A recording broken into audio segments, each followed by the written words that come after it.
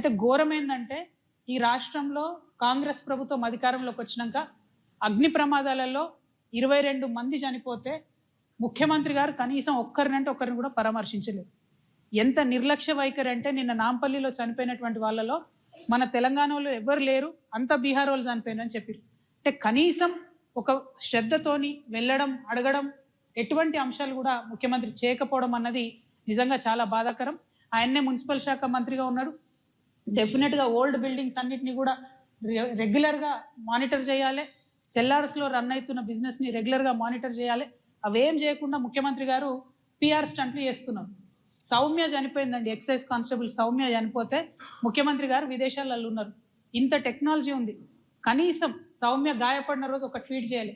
సౌమ్య మరణించిన తర్వాత తెలంగాణ సీఎంఓ నుంచి ట్వీట్ చేసిరు. నేను ఇవాళ డిమాండ్ చేస్తా ఉన్న ముఖ్యమంత్రి గారిని, ఎక్సైజ్ వాళ్ళ మీద ఈ డ్రగ్ మాఫియా చేస్తున్నటువంటి దాడులు అరికట్టాలంటే ఎక్సైజ్ వాళ్ళకి వెపన్స్ ఇవ్వాలి, ఫారెస్ట్ వాళ్ళకు కూడా వెపన్స్ ఇవ్వాలని చెప్పి నేను డిమాండ్ చేస్తూ ఉన్నా. ఇట్లా హైదరాబాద్కి సంబంధించిన సేఫ్టీ అయితే చాలా దారుణంగా ఉంది. ముఖ్యంగా మహిళల మీద, బాలికల మీద ఒక 2025లోనే, ఈ ఒక్క సంవత్సరంలోనే ఓవరాల్గా నగరంలో మన హైదరాబాద్లో 69 హత్యలు, 176 హత్యాయత్నాలు, 166 కిడ్నాప్ కేసులు నమోదైనాయి. వీటితో పాటు బోనస్ ఏంటంటే మనకు గన్ కల్చర్ ఒకటి మోపైంది. 2 రోజుల కింద ఏటీఎం దగ్గర ఒక వ్యాపారవేత్త 6 లక్షల రూపాయలు తీసుకొని పోతుంటే గన్నులతో కాల్చి మరి ఎత్తుకపోయింది. పోయిన సంవత్సరం కంప్లీట్గా పోలీసు వాళ్ళ మీదనే బందిపోటు ముఠాలు వచ్చి గన్లతో కాల్చి, అయినా కూడా ముఖ్యమంత్రి గారు హోమ్ మినిస్టర్గా మేల్కోకపోవడం అన్నది అన్యాయం. దీన్ని తక్షణమే వారు చర్యలు తీసుకోవాలని చెప్పి నేను డిమాండ్ చేస్తున్నా. ఇక వీటన్నిటికీ మించి జరుగుతున్నది ఏంది ఈ రాష్ట్రంలో అంటే, ముఖ్యమంత్రి గారు ఏదైతే ఇప్పటి వరకు 3 వరల్డ్ ఎకనామిక్ ఫోరమ్స్కి పోయినారు, అట్లనే హైదరాబాద్లో ఒక గ్లోబల్ సమ్మిట్ పెట్టిరు. సరే, దీనిలో ఇన్ని వేల కోట్లు వచ్చినాయి, పెట్టుబడులు అన్ని వేల కోట్లు వచ్చినాయని చెప్పి వారు చెప్పడం జరిగింది.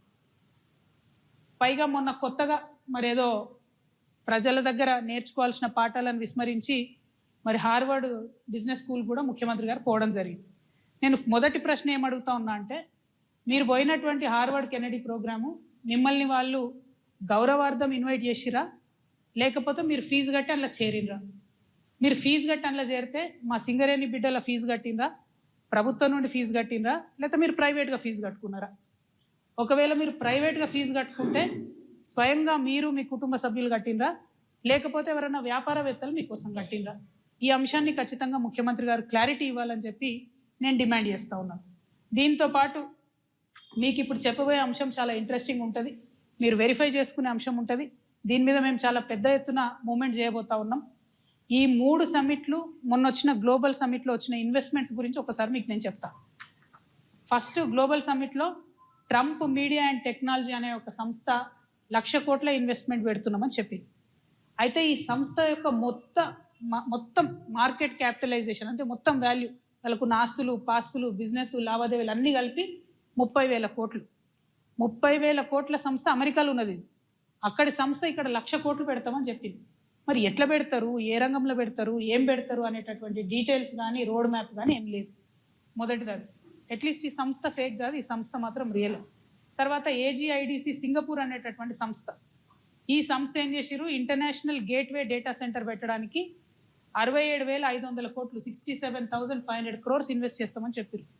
కానీ మేము ఎంత వెతికినా కనీసం ఈ కంపెనీ వెబ్సైట్ కూడా దొరకలేదు ఆన్లైన్. ఏజీఐడిసి సింగపూర్ అనే సంస్థ ఎక్కడ రికార్డ్ లేదు, సింగపూర్లో లేదు, ఎక్కడ లేదు, రిజిస్ట్రేషన్ లేదు. కానీ మన దగ్గరకు వచ్చి మొన్న గ్లోబల్ సమ్మిట్లో 67,500 కోట్లు ఇన్వెస్ట్ చేస్తామని చెప్పడం జరిగింది. ఆ తర్వాత ఇంకోటి ఇన్ఫ్రాకి డేటా సెంటర్ పార్క్స్ అని 70,000 కోట్ల ఎంఓయూ చేసుకున్నారు.